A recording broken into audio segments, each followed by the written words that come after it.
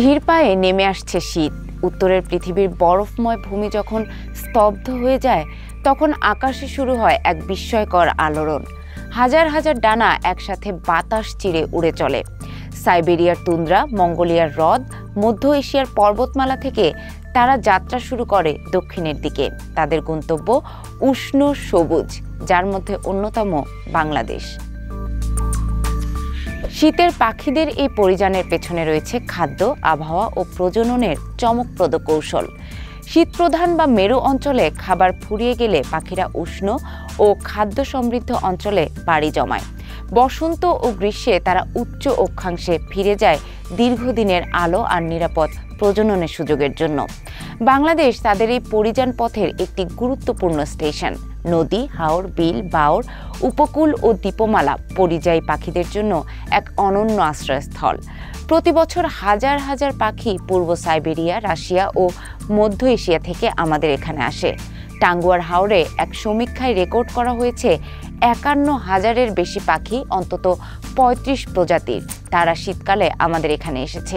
পুরো বাংলাদেশে সাম্প্রতিক গণনায় দেখা গেছে ৫টি অঞ্চলে মোট ২,৪৬,০০০-এরও বেশি পরিযায়ী পাখি আসে। কমন কুট, পিনটেল ডাক, রেড ক্রেস্টেড পচার্ড, বিপন্ন স্পুন বিল্ড স্যান্ড পাইপার এসবই বাংলাদেশের শীতকালীন আকাশ ও হাওর ভরিয়ে রাখে। তাদের পথ চলা শুধু দীর্ঘ নয়, বরং অবাক দিক নির্দেশনায় কৌশলপূর্ণ।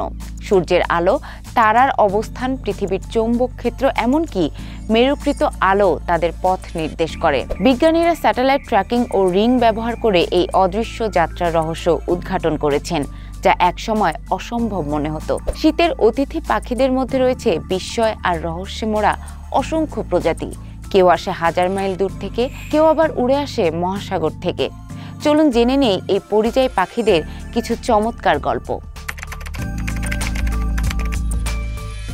Bar-tailed godwit. ভাবুন তো, একটি ছোট পাখি আলাস্কার বরফে ঢাকা তুন্দ্রা থেকে সরাসরি উড়ে যাচ্ছে নিউজিল্যান্ডে। মাঝে একবারও না থেমে, না খেয়ে, না ঘুমিয়ে, প্রায় ১১,০০০ কিলোমিটার দূরত্ব টানা ৮ থেকে ১০ দিন ধরে। ২০০৭ সালে বিজ্ঞানীরা স্যাটেলাইটে E7 নামের এক গডউইটকে অনুসরণ করে দেখেন এ পৃথিবীতে অন্য কোনো প্রাণী একটানা এত দূর উঠতে পারেনি। আমুর ফ্যালকন। ছোট্ট এই বাজ পাখিদের ঝাঁক আকাশে উঠলে মনে হয় মেঘ জমে আছে।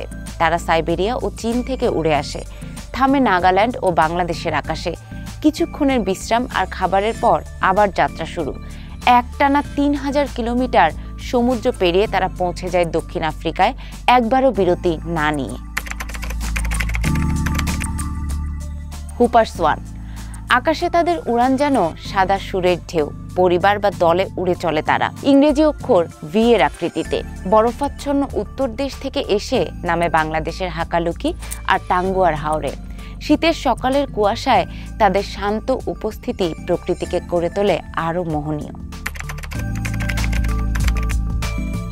Greater flamingo. চাঁদের আলোয় যখন তারা ওড়ে, তখন মনে হয় গোলাপি রাজহাঁসেরা চাঁদের ডানায় চেপে চলেছে। চাঁদের দিক নির্দেশনা অনুযায়ী তারা গন্তব্যের দিকে এগোয়। ইরান ও আফ্রিকা থেকে আসা এই রাজসিক পাখিরা আসে ভারতের উপকূল ঘুরে কক্সবাজার বা নিঝুম দ্বীপে। চাঁদের আলোয় জলে প্রতিফলিত তাদের দেহ যেন প্রকৃতির রং তুলি ছোঁয়া এক অপার সৌন্দর্য।